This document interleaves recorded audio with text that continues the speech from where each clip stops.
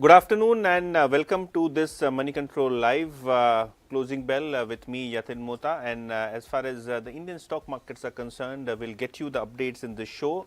As far as the performance on the Wall Street is concerned, Sensex was up nearly 85 points, and as far as NSE's Nifty is concerned, we had a 40-point rally. Obviously, the market today did not have a big rally. It was a range bound trading sessions. However, if you look at the Nifty, it managed to close about the 18,750 mark. So, we are very close to that all time record high level, a big gap down, and probably we are there. As far as Nifty Bank is concerned, some bit of dismal performance coming in there, 0.2% down for Nifty Bank, nearly 90 points lower for that index. But the action really again was in the mid and small cap indices, wherein the mid and small cap indices moved by about 0.2%. That is the reason why we had the advance decline ratio almost better than 1:1. So, favoring the advances where we saw the NSE list of stocks.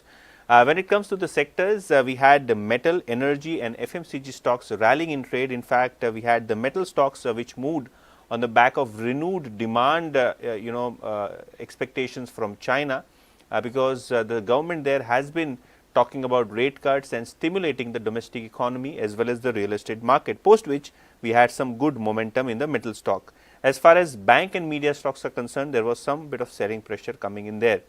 Let's talk about the Nifty 50 companies and Tata Group, wherein we saw good momentum in Tata Group stocks.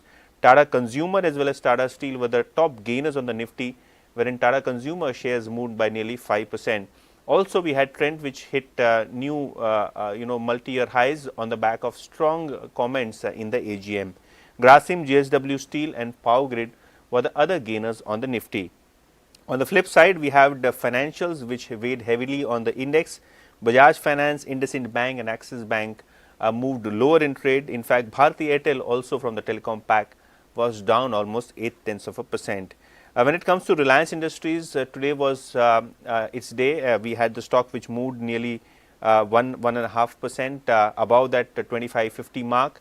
Turnover also in the cash segment was more than 1500 crores, and we had the Bernstein report yesterday which put a target of more than 3000 rupees per share. And obviously, anytime we'll have the annual report as well as the AGM dates coming in for Reliance. So, ahead of that important crucial event, the shares of Reliance Industries were holding well.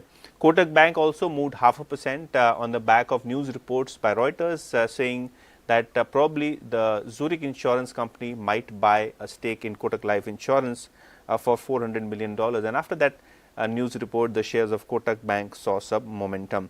Stocks like Tata Consumer, Nestle, NTPC, Ultratech Cement and BPCL were the top gainers, as well as the stocks which hit a fresh 52-week high or a multi-year high in trade today. Let's also talk about Nifty 500. We had the likes of Aster DM, Healthcare, Sharp Metal, V-Mart moving in trade.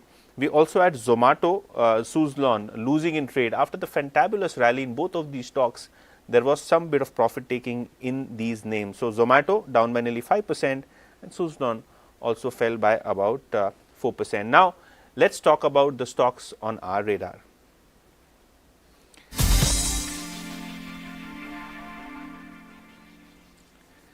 Well, today, one sector which was not moving was the IT sector. If you look at the IT sector today, we had some pressures coming in after the JP Morgan report on IT sector. Remember, the sectoral report by JP Morgan on IT generally holds good halt in the market, given the fact that JP Morgan has one of the best teams tracking IT and technology stocks.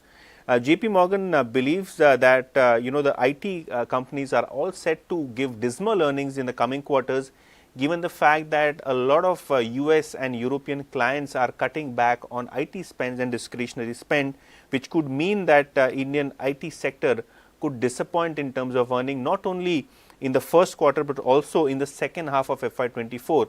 Now, most of the analysts believe that in the second half IT stocks would do well, but JP Morgan sees that the negative view across IT services universe would persist.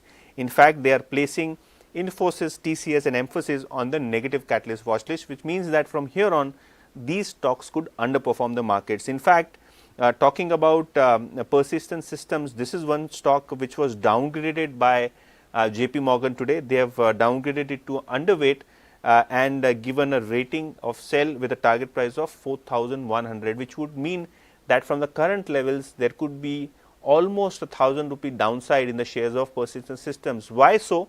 Because JP Morgan believes that Persistent Systems has a higher exposure to discretionary spending clients in proportion to other peer sets. In fact, more than 80% of their revenues comes in from discretionary spends. Given the fact that they are looking at some slowdown in these segments particularly, there could be some risk to the earnings of Persistent Systems, and hence they have cut the target price. In fact, JP Morgan has said that they have the highest exposure to discretionary spends at about 83% versus the peer set, which ranges between 40 to 75%. So yes, the IT pack as well as Persistent, all of them were under pressure after this JP Morgan report. So watch out for the IT pack. We'll closely watch for the performance of the sector. Well, apart from IT stocks, the second stock on our focus list today is Jefferies note relating to SBI cards. Now we have discussed this stock previously as well. Jefferies is bullish on SBI cards with a target of 1100, which means that there could be a significant 20-25% upside from the current market price.